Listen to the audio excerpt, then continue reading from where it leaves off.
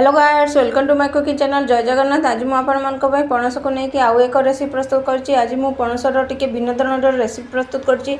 आज मु पणस को बिना मसला कसी प्रस्तुत करछि। चलंतु ये रेसिपी को देखिबा। रेसिपी शेष पर्यंत देखिले आपण माने जानि परिबे। चलंतु आमे रेसिपी को आरंभ करबा। सेतिबा मु एटी पणस नै एछि, गुटे पणस निछि, ताको भलो भाबरे काटी ताको धोई नेछि। वर्तमान आमे एक बड़ पात्र नै जिबा। पात्र रे मु एटी कटा पणस नै जेछि। सेतिरे मु किछि काबुली चना नै एछि। मु राति रु 8 घंटा रु 10 घंटा पर्यंत भेदेकी रखी नहीं। वर्तमान आम से काबुली चना को ऐड करनवा। से आपण पसंद अनुसार किसी आलू ऐड करेंगे। जदि आप चाहती ताले आलू मध्य स्किप करेंगे। से आम कि कटा पियाज पकई नवा। कटा पियाज टी अधिक मात्रा देले बहुत भल होता है रेसिपी। से पियाज टी दे काटिकी वर्तमान आम से किसी काटी रखि टमाटर पकई नहीं एवं अदा रसुण बटा ये मुझे 3 ରୁ 4 ଚାମଚ पकई नहीं। से किसी मसला गुंड पकई नहीं जमीक हलदी, धनिया गुंड, गरम मसला, लंका गुंड, काश्मीरी लंका गुंड आपण पसंद अनुसार राग कम बेसी करें। यही सब को मसला पकई नवा। शेष में आम ए गरम मसला गुंड पकई नवा। गरम मसला गुंड पकई ए किंतु एबे वर्तमान आम ए लुण पकेबा नहीं। लुण टी आम पछरे पकेबा।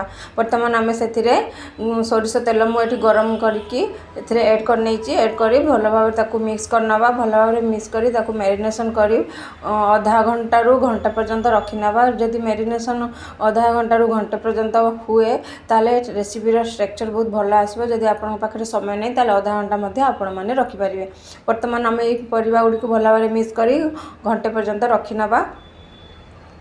वर्तमान आपण मैंने देखिपे गोटे घंटा हो गला। घंटे पर मैरिनेशन परिवा को भल भाव मिक्स कर नहीं। वर्तमान आम यही रेसिपी को आम एक कुकर प्रस्तुत करवा। कुकर में मुझे 2 चामच तेल गरम कर नहीं। प्रेसर कुकर टी 2 चामच तेल पकई भल भाव ग्रीस करने कुकर टे तेलिया हो मुझे तेल पकई। आम तो परिवार आम तेल अलरेडी पकई नहीं। वर्तमान तेलटी गरम है से गोटा गरम मसला और गोटे चामच जीरा पकई भल भाव गोटे मिनिट पर्यंत भाजी नवा। भाजी सारापर से आम जो मैरिनेशन कर परिवा गुड़िक रखी से परिवा गुड़िक वर्तमान आम एड करनवा। ऐड कर 2 ରୁ 3 मिनिट पर्यंत तक चले नवा। मिक्स करनवा एवं चले नवा। चले सारापर से आपण जितकी दरकार अनुसार आम पानी दबा एवं स्वाद अनुसार लुण पकेबा। कहीं आम लुण आगुरी आम पकई नथिले। वर्तमान आम लुण पकेबा। 2 ରୁ 3 मिनिट कषला से आम पानी पकई नवा। पानी पकई आपण ग्रेवी अनुसार आम 1 ରୁ 1.5 ग्लास पानी पकेबा। पानी पकई से स्वाद अनुसार आम लुण पकई नवा।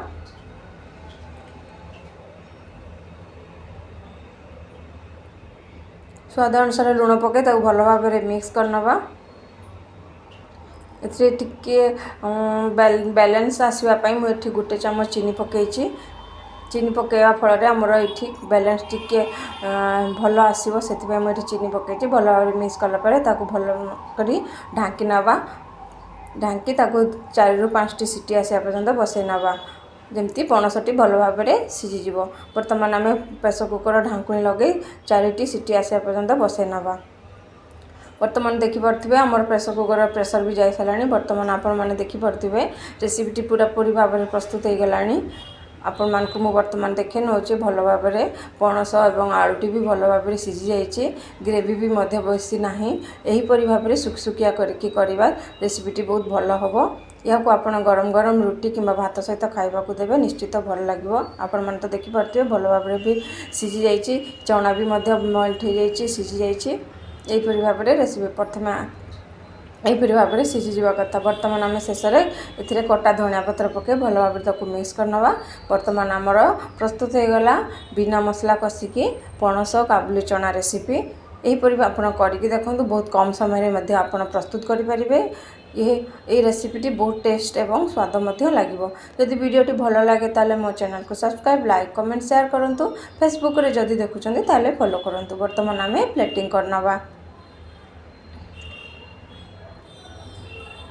थरे यही प्रोसेस रे आपण माने करके देखिए निश्चित भल लगे। आपण माने तो देखिपे यार स्ट्रक्चर किपरि भाव में होइछि। बिना मसला कषिकी भी ये रेसिपीटी बहुत टेस्ट लगे। आपण माने थरे ट्राई करके देखूँ।